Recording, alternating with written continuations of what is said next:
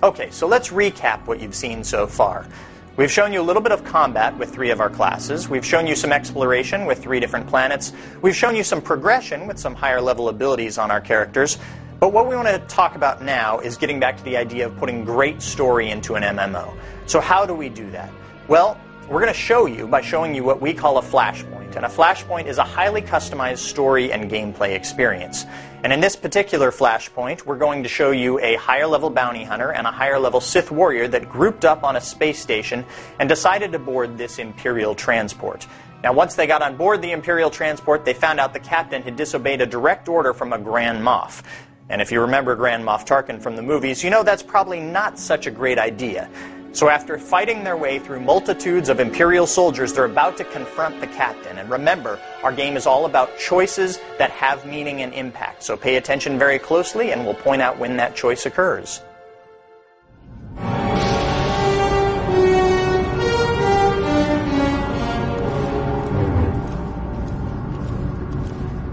All Marines have been neutralized, scanning for additional threats. What's going on? Sir? Stay calm, Ensign. Everyone stay calm. No threats found. The bridge is now secure. Cooperate or die. Hands off the consoles. We're all listening, my lord. I can handle this, Lieutenant. I'm Captain Revenant Orzik. I'm pretty sure I know what this is about. For the record, I take complete responsibility for my actions. Captain Orzik, I'm told you disobeyed a direct order from Grand Moff Kilran. Yes, I had no idea he'd respond this brutally. He must want the Brental Star's passenger pretty badly. Maybe he just hates me. The Black Talon would be destroyed chasing a battleship. I fought in the war before, and I'll fight again, but I don't do suicide missions. Now, this is a critical decision in our flashpoint. We have to decide whether we want to save the captain and use his experience to help us out in this situation, or kill him in true Sith fashion. Suicide was deciding you could ignore your superiors. The captain's dead! The captain's dead! Shut up! You have our attention, my lord. What would you have us do? Let this be a lesson. Your only hope for survival is complete and utter loyalty. Yes, my lord. Yes, my lord. In accordance with Article 27A of the Imperial Code of Military Conduct, command of this vessel has been lawfully transferred. New orders are being downloaded to your consoles. Priority 1, intercept the Brental Star. Bakara, do as the droid says and prepare to jump to light speed. Emerging from hyperspace now. One Franta-class warship on the scanners. Powering up. Enemy is firing. Turbo lasers, missiles, and what looks like transport pods. I'm not sure. The pods are a distraction. Return fire. Aim for their power generators. So long as they're damaged and we're not, we have the advantage. Lieutenant, Captain Silas, sir. Engineering is reporting blaster fire. They just cut out. I wasn't expecting much from the Imperial military, but you were a sad bunch.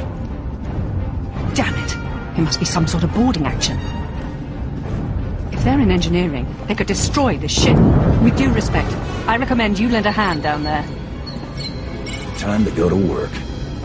I'll notify security. And don't worry, we won't let those Republic scum get away.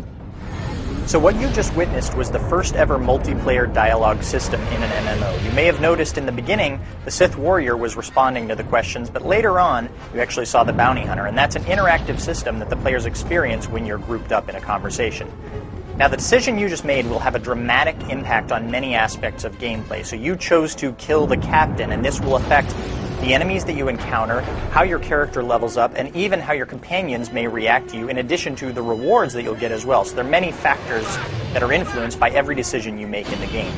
Those of you that were paying special attention may also have noticed that we got some dark side points based on our decision to kill the captain. If you have played Knights of the Old Republic or previous BioWare games, you know this can have an impact on your character and their abilities as well. So now let's take a look and see what teamwork looks like in Star Wars The Old Republic.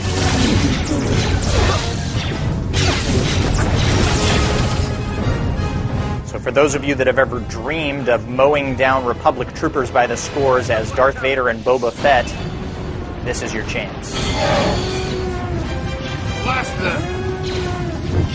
And there you see that force charge again, the warrior's ability to be able to close gaps quickly and get in close with the enemy. And some nice teamwork here with the bounty hunter using the flamethrower for crowd control so the warrior can mop up.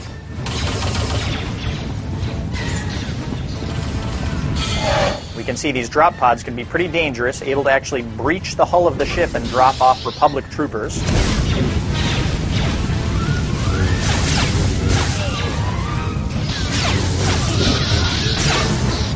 And here we see a classic Darth Vader move, the Force Choke.